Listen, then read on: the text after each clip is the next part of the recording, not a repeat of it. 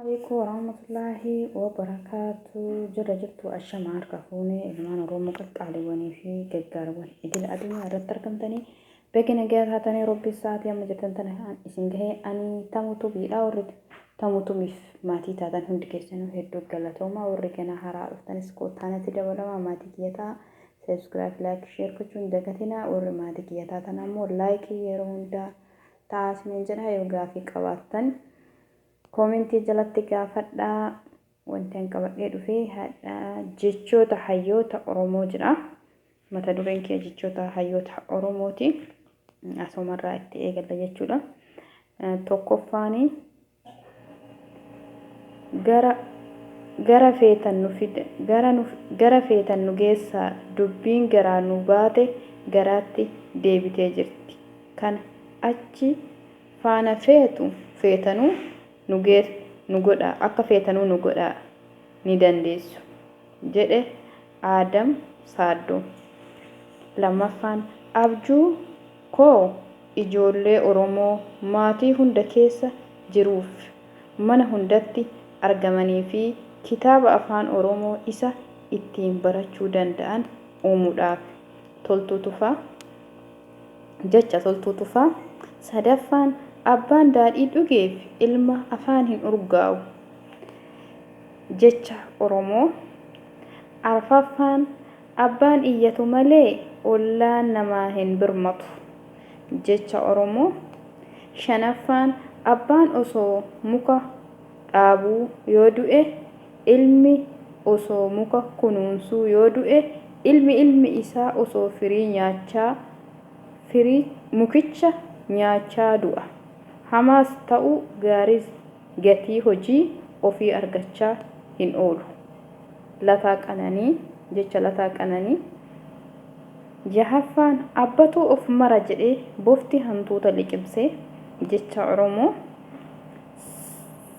Torbaffaan abbaan haqaa yookiin dhugaa qabu yoo cadhise diinni namarratti koran jedhe jecha jaarraa abbaa gadaa. Rabbi rahmata isaaniif haa godhu. Saddeettaffaan abdiidhaan obsaan eeggadhu jecha Oromoo. Salgaffaan abjuu kee akka dhugoomsuuf hinaafi jecha Yihudaa.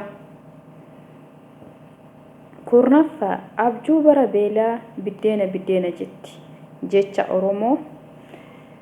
11ffaan abjuun kanarraa sabni akka Oromoo haqasaa sabrame hin jiru yoo jiraatlee garuu guddisaa miti hin ta'u.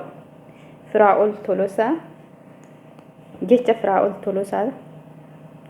13ffaa afaan Oromoo kan abaawoo miti, kan OPDO miti, kan kafaawoo miti, kan waaqeffataa miti, kan musliimaa miti, kan kiristaanaa miti, kan Oromoo hundaati. Kanaafuu isa guddisuu gahee hunda keenyaati. Abdiisaa Boocaa.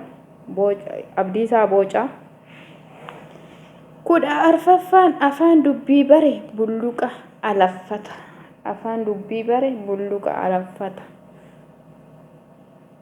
jecha Oromoo. Afaan gaariin afaa gaarii caala jecha Oromoo. 16ffaan.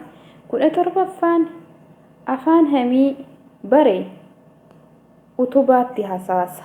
Afaan hamii bare jechuun afaan haasawuu barate nama hamachuu barate utubaatti hasaasa jecha Oromoo. 18ffaan afaan Ormaa kana tolche kabaja kan isaa waliin reediyoo naqama osoo ka'ii tolchi loli diina baqate dhabamii hulaa balbalaa cufi hundatu banamaa. Sheek Bakir Saaphalloo jecha Sheek Bakir Saaphalloo. 19ffaan afaan Ormaa kan isuma turra deebi'e. 19ffaan afaanii bahee gooftaa namaa ta'a jecha Oromoo. Digdamaffaan aggaamii dhiisuun diina ofitti goobsu. Aggaamanii dhiisuun diina ofitti goobsu itti jedhanii ofitti